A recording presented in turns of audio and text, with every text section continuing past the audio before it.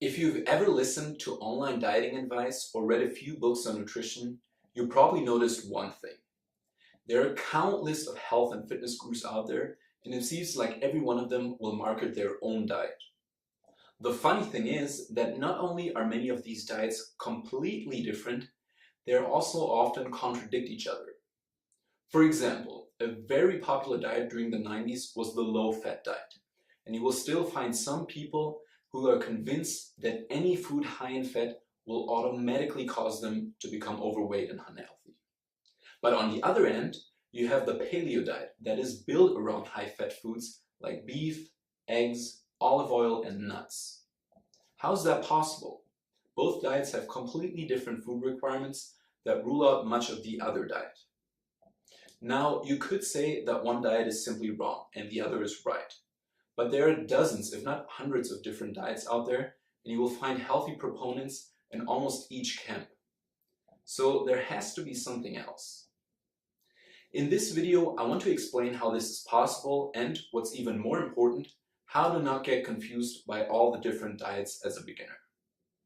Because the real problem is that beginners who have no idea where to start will see all these diets and simply be overwhelmed and might even give up. To be honest, I don't blame them. Even though healthy dieting isn't all that difficult when you break it down, the fitness industry has made it seem like rocket science. All these vilifications of certain foods like sugar, carbs, or fat make some people think that they will die if they ever eat a croissant again. In a similar way, some gurus will tell you that you can enjoy perfect health if only you eat one specific food or supplement, which of course they can sell to you. So the bottom line is that you believe the fitness gurus, you'd think there's a huge debate over which diet is best and what you should eat. In reality, there's a pretty broad agreement on the fundamentals of healthy eating, at least when you actually look at the studies. Before I tell you what really matters when wanting to set up a healthy diet, let's first talk about how diets can differ from each other. The most important aspects between different diets are either macronutrients, so how much protein, fat, or carbs a diet includes, food sources, meaning what specific foods the macronutrients come from, and meal timing, so when you eat your meals and how often you eat. There are other differences, for example in preparation, but I won't go into them in this video. So let's look at the three most important ones individually. Like I said before, the differences in macronutrients mean different intakes of protein, fat, or carbs. For example, the low-fat diet will have a lower fat intake than the low-carb diet, which obviously will have a lower carb intake. One thing you may have noticed is that no one ever recommends a low-protein diet. That's because protein is vital to health, fat loss, and muscle growth, so there's really no advantage to having a low protein intake. Pretty much every fitness diet out there will include a good amount of protein. So then the real question is high carb and low fat, or low carb and high fat, or medium carb and medium fat. Which of these diets is best? Here is my take on this. Multiple studies have shown that a wide range of macronutrient splits can be healthy and promote fitness. We know this from studies done on extremely high carb intakes with bodybuilders or professional athletes.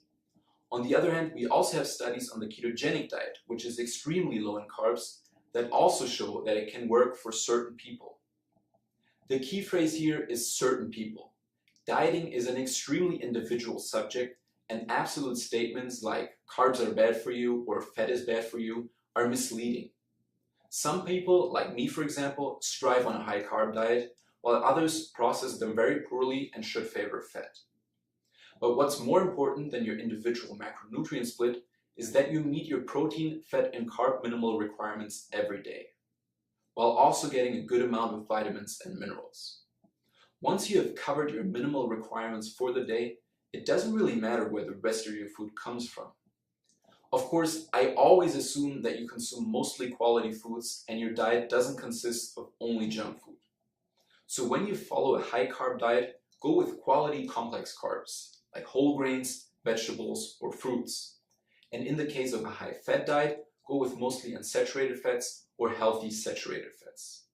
Simple carbs and trans fats can definitely be a problem in excess and should never make up the majority of your food intake. Next are food sources, so the specific foods that provide you with protein, carbs, and fat.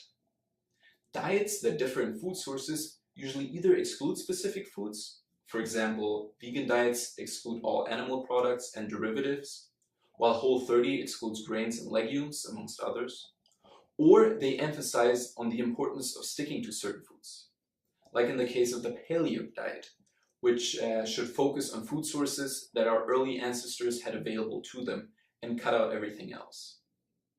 Of course, there are other examples, but the important question is, are there foods out there that will actually harm you? After all, that is what many of these diets claim and why they focus on certain other foods. The answer is probably not. I say probably because in dieting there are always exceptions, but what you have to keep in mind is that your body does not evaluate the individual foods you eat and automatically become healthy or unhealthy. What matters most is the total energy of all the foods you eat, along with how nutrient-rich they are. In this sense, whole unprocessed foods are better than high-calorie processed foods. But that doesn't mean you will become unhealthy the moment you eat a chocolate bar, as long as the rest of your diet allows for it. Now, this debunks some of the claims made by advocates of pure clean eating, but it doesn't answer questions like, does meat cause cancer, do grains cause inflammation, and should we really eat like our ancestors? These are some of the main fears of vegans, Whole30 proponents, or paleo advocates. I will talk about these as examples in this video, but of course there are many others out there. So let's first talk about meat. Does meat, especially red meat, cause cancer and should you avoid it? Well, here's what the research says. First of all, cancer is a problematic disease to discuss in absolutes, because there's no single trigger and almost everything in our environment can potentially cause it. One example would be antioxidants, which can both promote and keep cancer in check, but the effect is usually too small to notice. Now, in regards to red meat, there is actual evidence that it can damage cells and potentially lead to cancer. But, and this is important, the risk is highest for people with poor diets who are sedentary and smoke. What this means is that people who are overweight and don't exercise will be under greater risk of getting cancer from meat. If instead you follow a balanced diet, don't smoke, and are physically active, your risk of getting cancer from meat is very low. In fact, in studies where participants ate meat along with vegetables, the vegetables had a protective effect against carcinogens. So what's the bottom line on meat and cancer? Fears about cancer and red meat are probably true but exaggerated. Making smart lifestyle choices like losing weight if you're overweight and not smoking are a lot more important than micromanaging your red meat intake. Next are grains. Are they really bad for you? Again, this is a difficult question to answer in absolutes. But if we're talking about unrefined whole grains, then the answer is also most likely not. Unless you have celiac disease or your body cannot process carbs, whole grains are actually good for you and will help you fight hunger during dieting, give you energy in the form of complex carbs for your workouts, and also provide a number of minerals and vitamins. Of course, if we're talking about highly refined grains like white bread, then yes, these foods can become problematic because they deliver very few nutrients, are high in calories, and also raise your blood sugar levels quickly. But that is an argument against refined grains and not grains in general. The last claim I want to talk about is that we should only eat the foods our ancestors ate, which many paleo eaters advocate. At first sight, this diet is pretty good, with fish, grass-fed meats, eggs, vegetables, and fruits as its staples. But the paleo diet also excludes quite a few foods, for example, grains, legumes, dairy products, and pretty much all processed foods. There are two problems with this approach. First, the naturalistic fallacy, which states that everything that is natural is also good for you. This is one of the most common fallacies in nutrition. It assumes that processing a food automatically makes it less healthy. But does it really? Sometimes, for example, when removing fiber during the process of making white flour, but sometimes it actually makes the food more healthy, as in the case of milk pasteurization. So in this context, the labels processed and unprocessed, or natural and unnatural, are not specific enough to be useful. The second problem are the missed benefits of many of the foods paleo prohibits you to eat. I know that paleo gurus will often say that whole grains cause inflammation in the intestines, but the evidence in humans is simply not there. Same with dairy. Yes, there are people who are lactose intolerant, and many dairy cows are kept in pretty bad conditions. But that doesn't automatically mean all dairy product is unhealthy for you. So the bottom line is that the food included in the paleo diet is pretty alright, but the ones that are excluded don't make sense. And this is also my verdict for most diets that rule out specific food categories. Most of the time, the proclaimed danger of these foods is rooted in a grain of truth which has been blown out of proportion. Now, at this point, you might ask yourself, does that mean everyone can eat everything and still be healthy? Of course not. Dieting is highly individual and some people have food intolerances or allergies. So for them, it makes sense to avoid specific foods. But for the general public, it's more important to follow a well-balanced diet that keeps calories in check and meets your macronutrient requirement. Food choices are also important, but as long as your overall diet is healthy, there is no need to rule out an entire food category just because your diet guru told you so.